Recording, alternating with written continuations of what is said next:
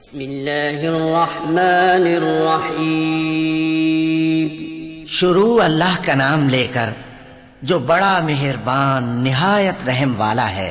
عبس وتولى أن جاءه الأعمى وما يدريك لعله يزكى أو يذكر فتنفعه الذكرى أما من استغنى فأنت له تصدى وما عليك ألا يزكى وأما من جاءك يسعى وهو يخشى فأنت عنه تلهى كلا إنها تذكرة فمن شاء ذكره في صحف مكرمة مرفوعة مطهرة بأيدي سفرة كرام بررة.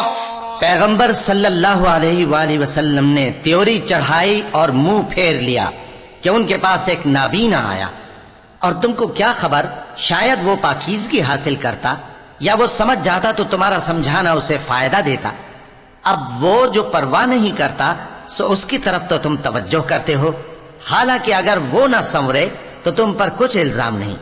اور وہ جو تمہارے پاس دوڑتا ہوا آیا اور وہ اللہ سے ڈرتا بھی ہے تو اس سے تم بے رخی کرتے ہو. دیکھو یہ قرآن نصیحت ہے، پس جو چاہے اسے یاد رکھے. قابل ادب ورقوں میں لکھا ہوا جو بلند مقام پر رکھے ہوئے اور پاک ہیں، ایسے لکھنے والوں کے ہاتھوں میں ہیں جو بلند مرتبہ اور نیکوکار ہیں.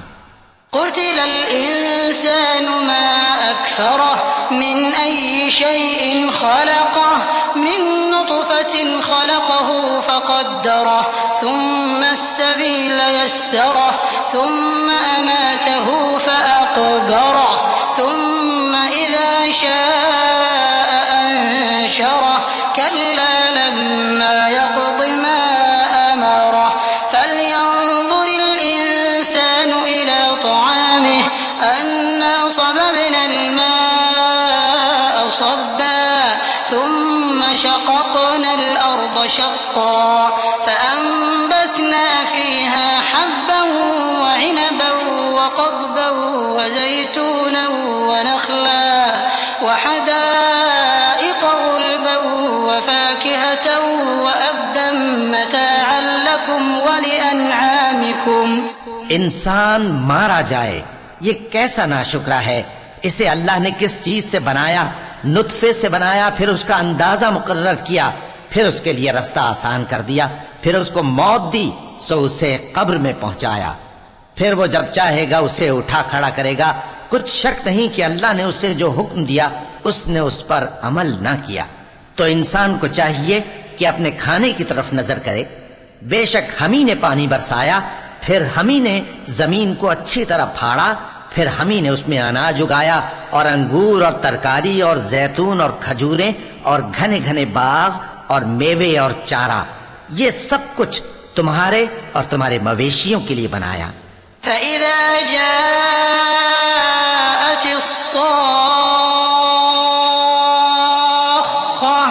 يوم يفر المرء من أخيه وأمه وأبيه وصاحبته وبنيه لكل امرئ منهم يومئذ شأن يغنيه وجوه يومئذ مسفرة ضاحكة مستبشرة ووجوه يومئذ عليها غبرة ترهقها قترة أولئك هم الكفرة الفجرة.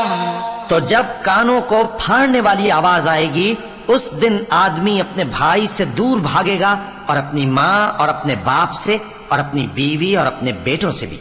ہر شخص اس روز ایک فکر میں ہوگا جو اسے سب سے بے نیاز کر دے گی. اور کتنے چہرے اس روز چمک رہے ہوں گے خنداں و شاداں، یہ نیکوکار ہیں. اور اس روز کتنے چہرے ایسے ہوں گے جن پر گرد پڑ رہی ہوگی اور ان پر سیاہی چڑھ رہی ہوگی. یہی لوگ ہوں گے انکار کرنے والے بد کردار.